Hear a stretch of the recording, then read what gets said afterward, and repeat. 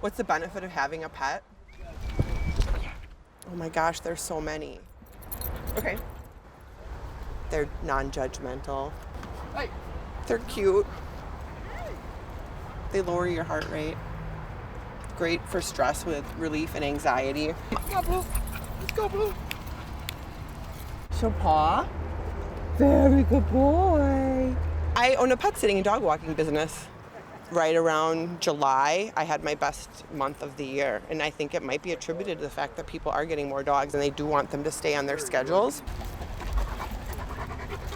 Your dog gets used to you being at home, and they're depending on you to be there. So when your schedule changes, they're like to be on a routine. So when that routine changes, that's when the separation anxiety comes into play. It can come out as barking, marking.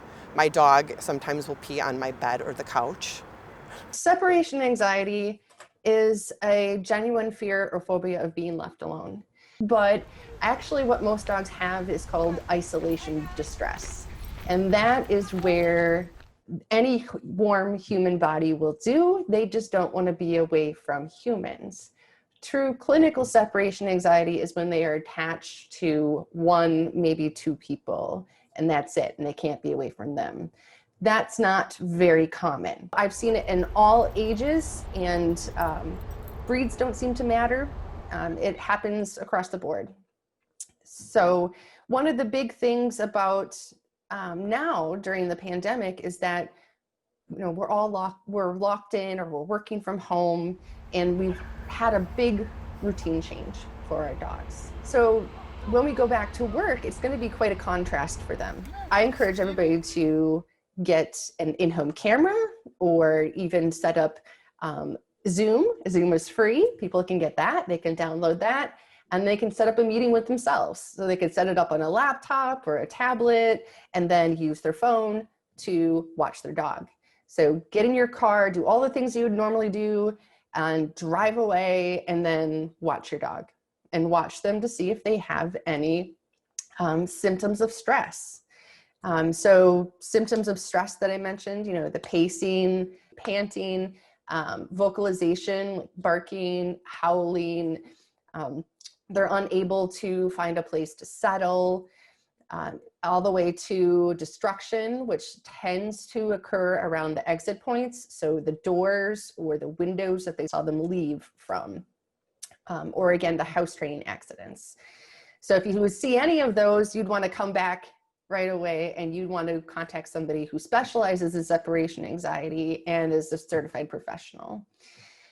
If everything looks great and you don't see any of those symptoms, fantastic. So prevention-wise that you can do with your dog now is to start doing these gradual departures where you are going out without them, and even adding in the things that you may actually do when you go to work.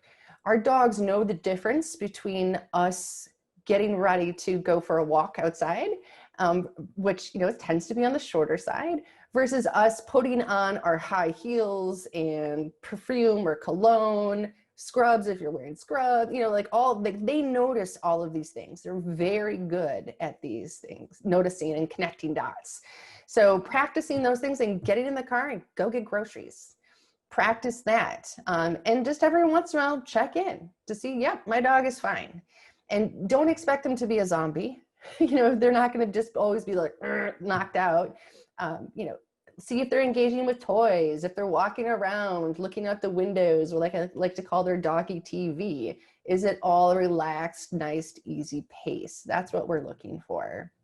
And then gradually building them up to more and more duration. But the best thing we can do right now is get started now, is to do that assessment, that self-assessment, or contact a professional to help you with the assessment to figure out what you would need to do now. Because I think one of the biggest difficulties for clients that I have is suspending absences for longer than the dog can handle.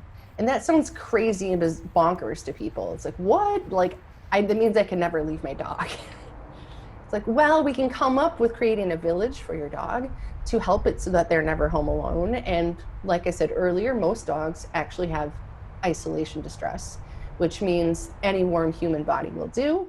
So if you've got a social dog, you've got daycare as options, you've got in-home pet sitters, walkers, all of those sort of things, family members as options. One of the things that we do in addition to traditional walks and decompression walks is the visits to the dog park.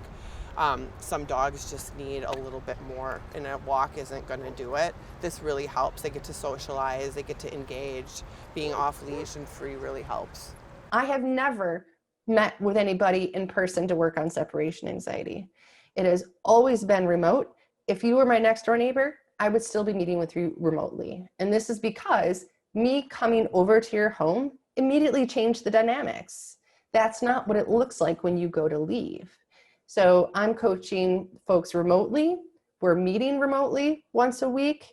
They have their homework, as we call it, via Google Sheets, where I'm writing down exactly what they're going to be doing that day for their homework. They take notes on what their dog did. So they're learning how to observe body language and telling if their dog is stressed or relaxed. They then get the next day's homework based on how their dog did. So they're getting live, updated homework daily to help them to progress efficiently. So that it's not just, here's the week's homework, see ya in a week or whatnot. They're getting me 5 days a week. And I always say you have to take 2 days off a week. Everybody needs days off.